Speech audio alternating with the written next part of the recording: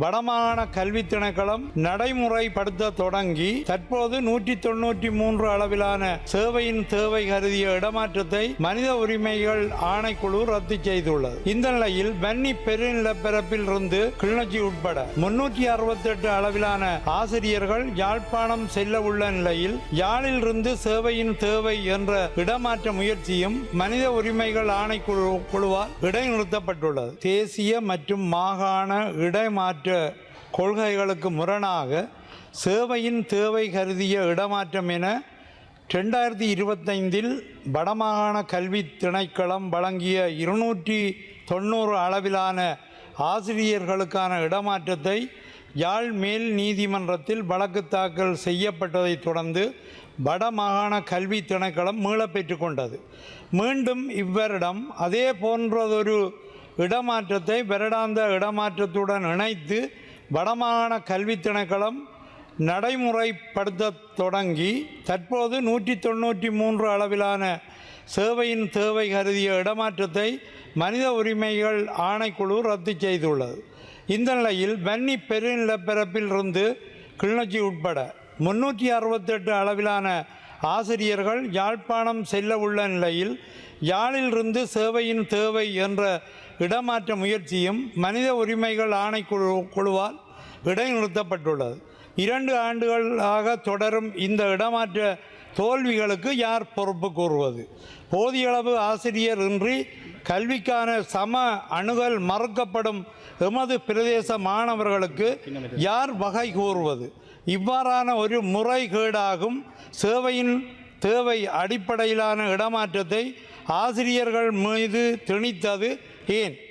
பேரவை தலைவர் அவர்களே, உறுப்பினர் அவர்களே, இந்த நாட்டின் பிரதமர் அவர்களே, கல்வியில் சம அணுகலுக்கான தொடர்ந்து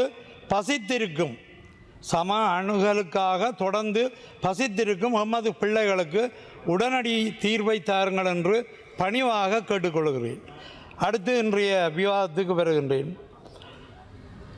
உள்நாட்டரசிறை திருத்தச் சட்டம் மூலம் சமூக பாதுகாப்பு உதவுதொகை அறவீடு ஆகியவற்றின் 2ஆம் மதிப்பீடு மற்றும் செயல் நுணுக்க அபிவிருத்தி கருத்திட்டங்களின் சட்டத்தின் கீழ் ஒழுங்கு விதி, விளையாட்டில் ஊக்கு பதார்த்த பயன்பாட்டுக்கு எதிரான சமபாய சட்டத்தின் கீழ் ஒழுங்கு விதிகள், இலங்கை மத்திய வங்கி சட்டத்தின் கீழ் விதிகள் அங்கீகரிப்புக்குமான இன்றைய விவாதத்தில் மட்டுப்படுத்தப்பட்ட நேர ஒதுக்கீடு காரணமாக விளையாட்டில் ஊக்கு பதார்த்த பயன்பாட்டுக்கு எதிரான சமவாய சட்டத்தின் கீழ் உள்ள ஒழுங்கு விதிகள் தொடர்பில் சில கருத்துக்களை இப்பேரவையில் பதிவு செய்கின்றேன். இலங்கையில் வாழும் இளையோர் மற்றும் விளையாட்டுகளின் ஒழுக்கவியலை மேலும் செப்பனிடும் வகையில் மேற்படி ஒழுங்கு விதிகள் கொண்டு வரப்படுகின்றன.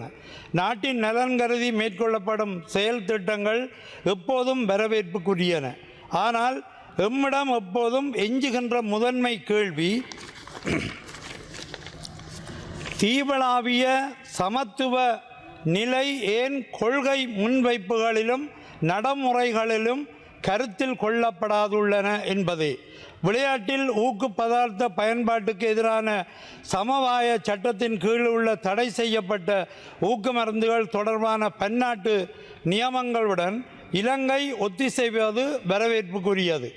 அனைத்து சந்தர்ப்பங்களிலும் தடை செய்யப்பட்ட மருந்துகள், தடை செய்யப்பட்ட முறைகள், போட்டிக்குள்ளே தடை செய்யப்பட்டவை, போட்டியின் போது தடை செய்யப்பட்டவை, குறிப்பிட்ட சில விளையாட்டுகளில் தடை செய்யப்பட்டவை, கண்காணிப்பு திட்டத்தில் உள்ளடக்கப்பட்டவை என பல்வேறு நிலைகளிலும் ஊக்கமருந்தின் கையாளல் விதிவிலக்கு நிலைகள் தொடர்பான இலங்கை அரசின் 2026/1/16 2471 இலக்க அதிவிசேட வர்த்தமானியின் ஊடாக குறிப்பிடப்பட்டவை 2026/1/1 தொடக்கம் செயல்நிலைக்கு வருகின்றன. இப்போதே 3 மாதங்கள் கடந்துவிட்டன.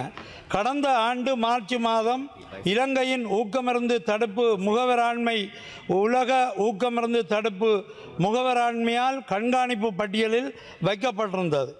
அதன் பின்னர் 2025 8/19 உலகதர நியமங்களுக்கு இணங்காதோர் பட்டியலில் இலங்கை சேர்க்கப்பட்டிருந்தது. கடைசியில் மேற்படியான சட்டமூல முன்வைப்பு முயற்சிகள் ஊடாக மீண்டும் இலங்கை பன்னாட்டு நியமங்களுடன் சட்ட அடிப்படையிலும் ஒருங்கிசைகின்றது.